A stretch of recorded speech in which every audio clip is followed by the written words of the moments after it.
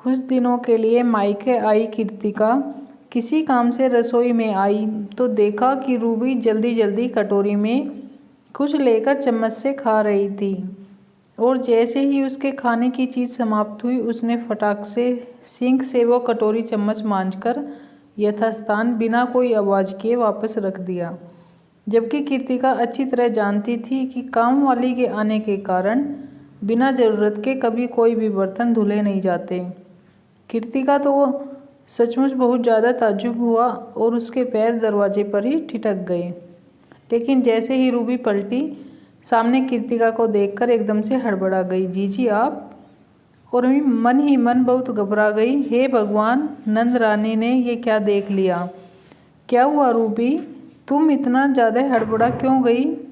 और ये बताओ कि आखिर चुपके चुपके क्या खा रही थी मेरी प्यारी भाभी रानी? कृतिका मुस्कुराते हुए बोली। कुछ नहीं जीजी, कुछ भी तो नहीं, रूबी निगाहें नीचे किए हुए डरकर बोली। अरे इसमें इतना डरने की क्या बात है, आखिर ये घर तुम्हारा है। प्लीज़ जीजी, मम्मी जी से कुछ भी ना कहिएगा। अरे नहीं नहीं, लेकिन कुछ बताओ तो भला, आखिर क्या बात है जो इतना डर रही हो? नंद रानी ने बड़े प्यार से भौजाई के कलेजे को सहलाकर पूछा। तो रूबी डरते डरते बोल ही पड़ी। जीजी, खाना बनते बनते बहुत ज़ोर से भूख लगने लगती है, लेकिन मम्मी जी पापा और सचिन के दुकान से आकर खाना खाने से पहले कुछ भी खाना खाने नहीं देती। उनकी सख्त हिदायत है कि जब तक वो लोग नहीं खा लेंगे तब तक कोई भी नहीं खाएगा। जीजी आपको तो पता ही है कि मुन्ना मेरा दूध पीता है, हर थोड़ी थोड़ी देर में आते खींचने सी लगती है। चुकुर पुकुर में मेरा कुछ भी भला नहीं होता, बस इसलिए थोड़ा सा दाल चावल कटोरी में निकाल कर खा लिया। रूबी की आंखें पूरी तरह से डबडबाई हुई थी। कृतिका भतीजे के होने के बाद सिर्फ जलवा पर आई थी, और जब जब सर्दियों की छुट्टियां पड़ी है तो भाभी भतीजे से लाड लड़ाने चली आई।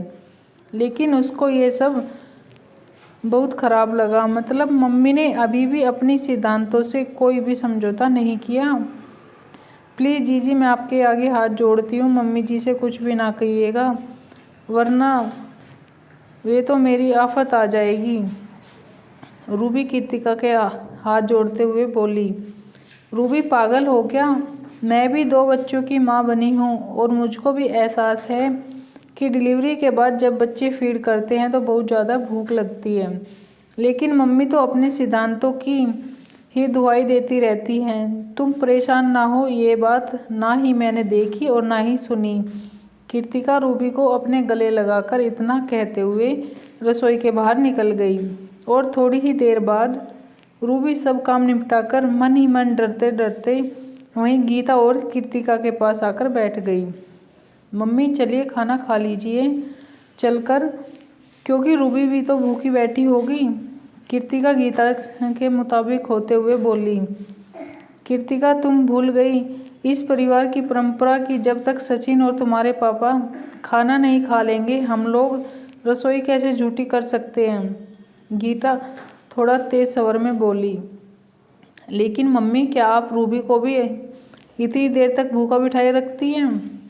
हाँ, वो भी सचिन और तुम्हारे पापा के बाद ही तो खाएगी।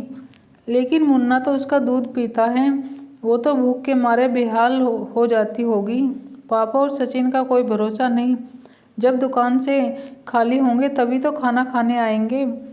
मतलब पक्का रूबी की हालत तो ख़राब हो जाती होगी भूख के मारे। कृतिका थोड़ा गुस्सा कर बोली।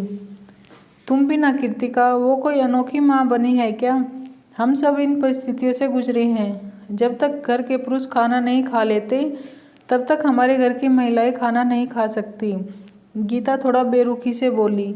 लेकिन मम्मी, ज़माना बदल गया है, आप ही तो बताती हैं कि तब के ज़माने में बच्चा होने के बाद जच्चा के लिए घी और मेवे के लड्डू और हरीरा पंजीरी भरे रखे रहते थे और उनसे उनको पूरी पौष्टिकता मिलती रहती थी। लेकिन आजकल के बच्चे तो ऑपरेशन से होते हैं तो ज़्यादा घी और मेवा जच्चा को मिलता नहीं। अब तो जच्चा को सिर्फ खाने पर ही डिपेंड रहना पड़ता है। कहीं ऐसा ना हो कि आपकी शक्ति की वजह से रूबी कुछ चुराकर खाने को मजबूर हो जाए, और फिर क्या ज़रूरी है कि जो आपके साथ हुआ वो रूबी के साथ भी हो। ये कहते हुए कृतिका की आंखें भी भीग गई। आपको पता है मेरी सासू माँ मेरे बच्चे होने के बाद सबसे पहले थाली मुझको लगाकर देती थी। मैं मना भी करती तो यही कहती सब लोग खाते रहेंगे, लेकिन बच्चा तुम्हारा दूध पी रहा है तो तुम्हारा पेट भरा होना ज़रूरी है, वरना दूध कहाँ से उतरेगा। अब मैं समझी ये मुन्ना क्यों रूबी का दूध पीने के बाद भी चिड़चिड़ाता रहता है। शायद उसको रूबी से पर्याप्त दूध। शायद तुम सही कह रही हो कृतिका, मेरी तो मति ही मारी गई। शायद मैंने एक माँ की दृष्टि से रूबी को देखना ही नहीं चाहा। तुम बिल्कुल सही कह रही हो। अब मुझको अपनी गलती का एहसास हो रहा है कि पर्याप्त दूध ना मिलने के कारण ही मुन्ना भूख के मारे चिड़चिड़ाता रहता है।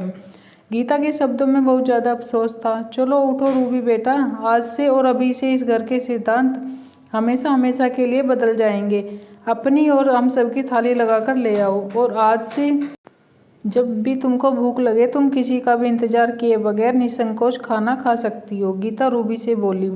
थैंक यू जीजी। रूबी कृतिका के पैरों में झुक गई, क्योंकि नंदरानी ने सासू माँ से कुछ ना बताकर उसका सम्मान भी बचा लिया था और सासू माँ के सिद्धांतों को भी अपनी समझदारी से परिवर्तित कर दिया था।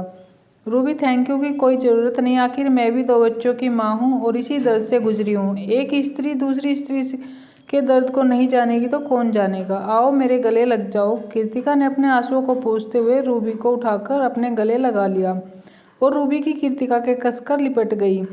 अब ये नंद भौजाई का भर्त मिलाप ही होता रहेगा कि खाना भी खाओगे चलकर? गीता मुस्कुराते हुए बोली। जी मम्मी जी। और रूबी बहुत ज़्यादा खुश होते हुए कि उसको अब अपनी भूख से समझौता नहीं करना पड़ेगा और छुपकर भी खाना नहीं खाना पड़ेगा, फटाफट 3 थालियाँ लगाने लगी। तो दोस्तों बताओ आज की मेरी ये कहानी कैसी लगी? अच्छी लगी है तो लाइक शेयर कमेंट ज़रूर करना। मिलते हैं किसी ऐसी एक नई कहानी के साथ, तब तक के लिए बाय बाय। जय माता दी।